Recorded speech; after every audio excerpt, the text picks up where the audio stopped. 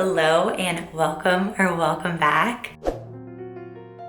I'm feeling a little bit bittersweet about this week's video. I am a summer girl to the core until the day I die. I love summer so much. I love the beach, I love being tan, I love collecting seashells, I love tank tops and the windows down. I was born to be a summer girly. So it's bittersweet because we're saying goodbye to summer and we're saying hello to fall.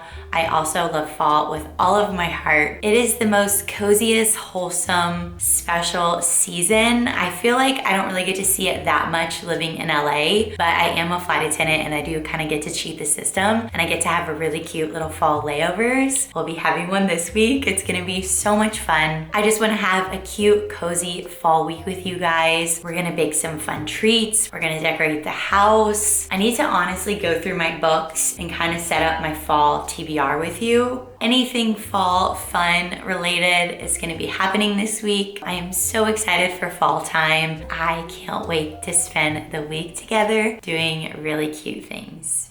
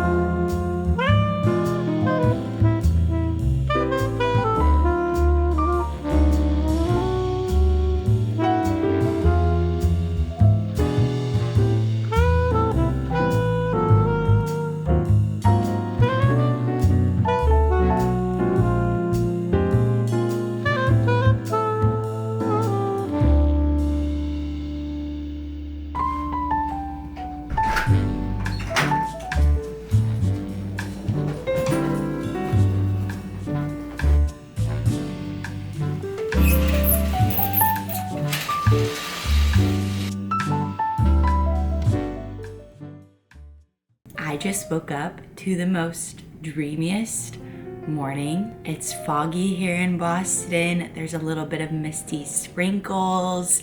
It's moody. It's kind of dark. It's gonna be the most coziest, perfect little fall layover here. I love rain so much. I don't know, in LA just not getting a lot of rain consistently, it makes me want it all the time. And I spent my childhood in Florida, so there was daily thunderstorms, and I think I just miss thunderstorms.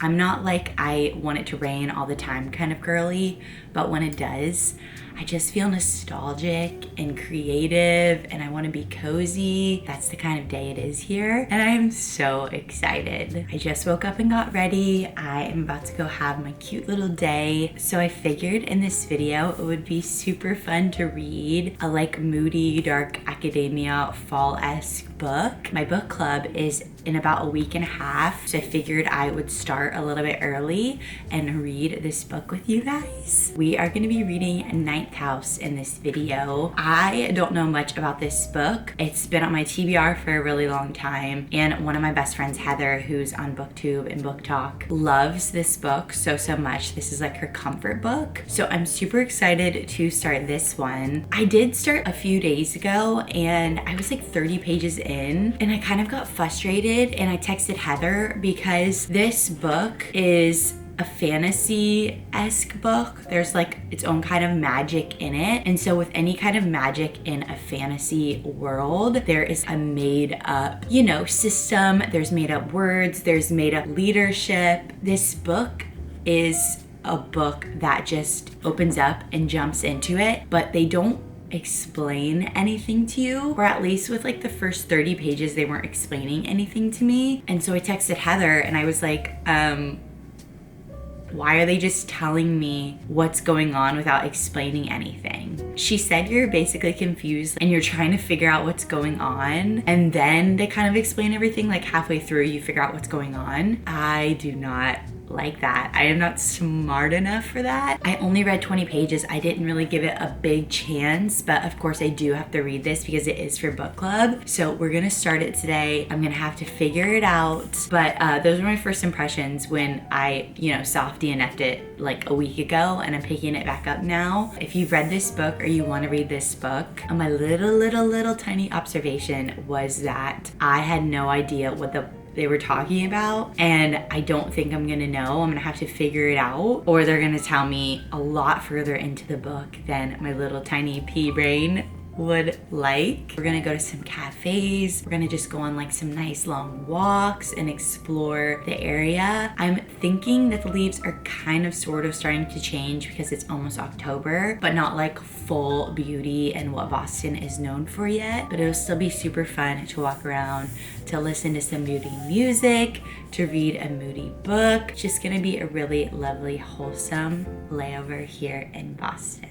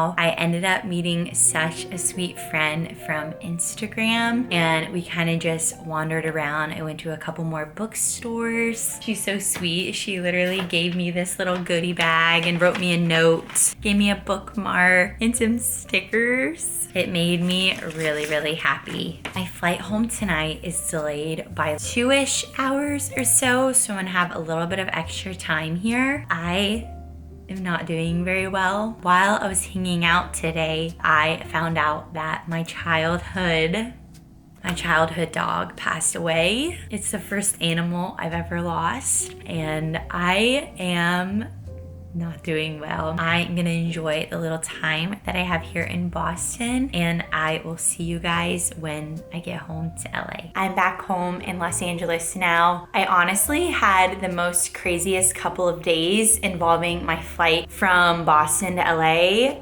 I'm still a little bit traumatized, so I'm not even gonna tell you about it, but it's officially the first day of fall and it's 81 degrees here. When I woke up this morning, it was a little bit foggy and a little bit chilly, so it was really nice. But then of course, the marine layer faded and it's now 80 degrees. We're still gonna have a really cute first day of fall. I am gonna go take you to read at a new favorite spot of mine. I didn't know that you could even go here, but I saw a TikTok for it, and it's in Beverly Hills, and it's this old mansion. They filmed Gilmore Girls there, and it's actually the school that Rory went to. Well, the outside of it is used as a school called Chilton, so if you're a Gilmore Girls fan, you might recognize it, but it's just such a cool vibe. It's my new favorite reading spot, especially in like the winter and fall. It's gonna be so good, but I'm gonna take you guys there. We're gonna read a little bit. It's gonna be a cute little cozy day, and then tomorrow I'm gonna finish off this video with you, and we're gonna have another really fun layover together. But until then, we're gonna enjoy the day. I also haven't given you much ninth house updates. I am 100 pages in, and this book is taking me a really long time to feel, you know, invested in. It's not explaining anything. It's kind of like explaining like a little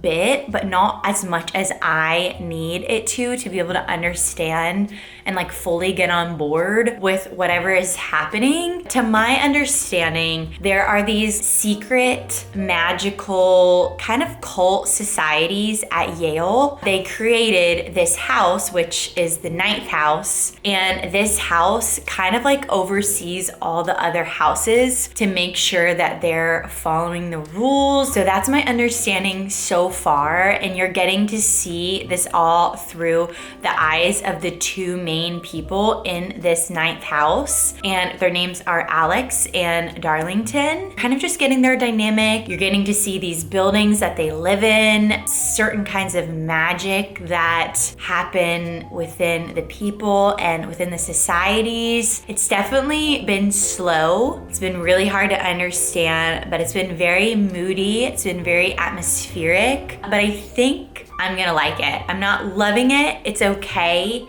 but it's only 100 pages in. I'm gonna read a lot today, and we'll just see where this book takes us. I'm gonna take this with me. We're gonna go read today and just have a very wholesome day off in Los Angeles.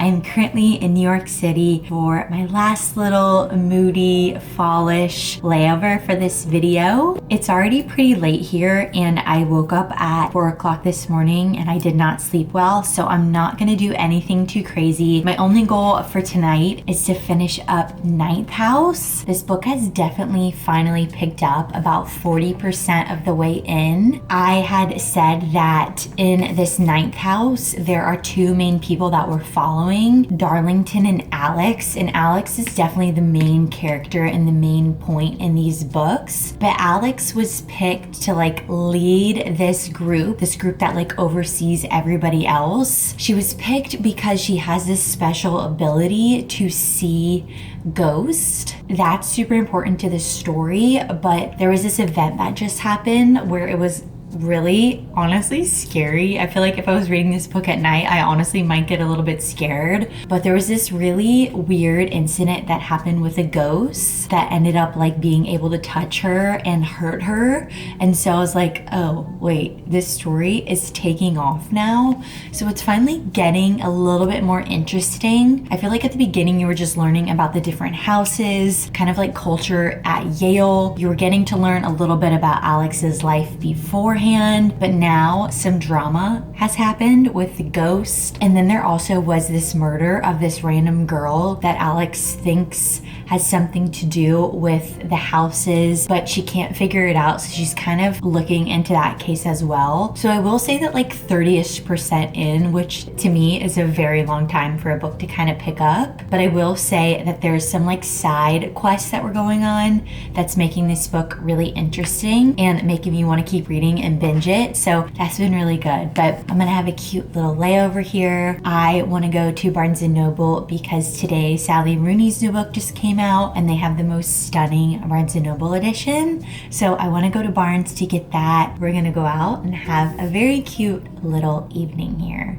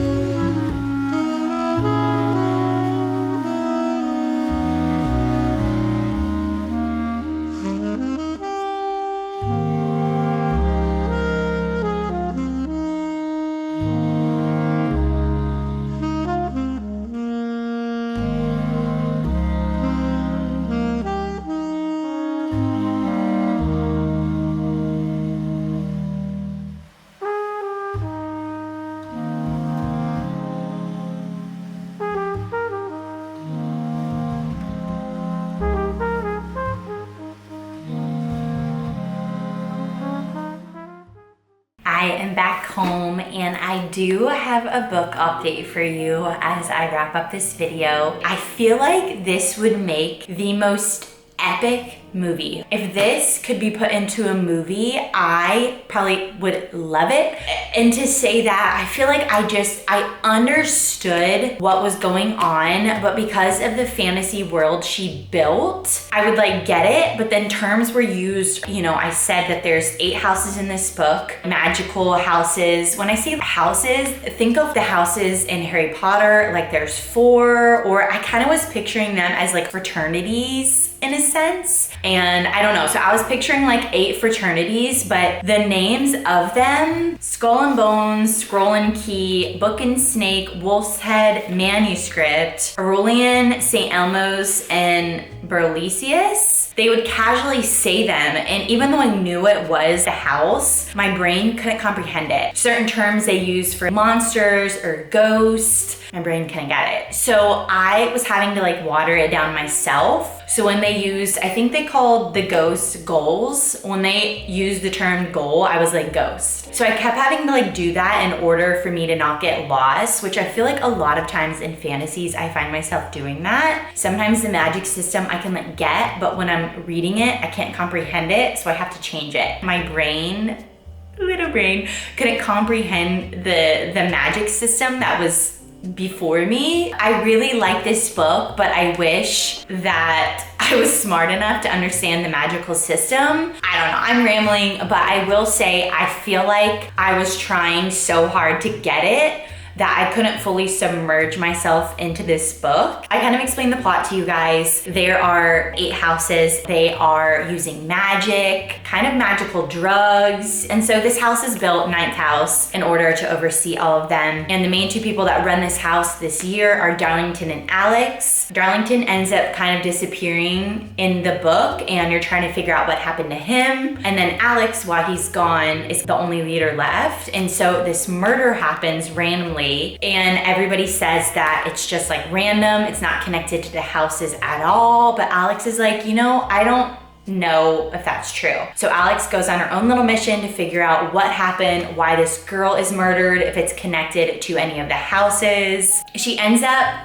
getting close to this ghost, and they make an agreement that Alex will help the ghost figure something out, and the ghost will help Alex figure out what happened in this murder. All that to say, if you like murder mystery vibes, definitely read this book. The fantasy was just a little bit hard for me to get, so I feel like if I could have understood it a little bit more, I would have really loved this book a lot more than I did. I think it's beautiful and amazing for fall. I'm gonna give this one like 3.75 stars, maybe round it up to 4 on Goodreads. I liked it, I didn't love it. Is it my fault? Maybe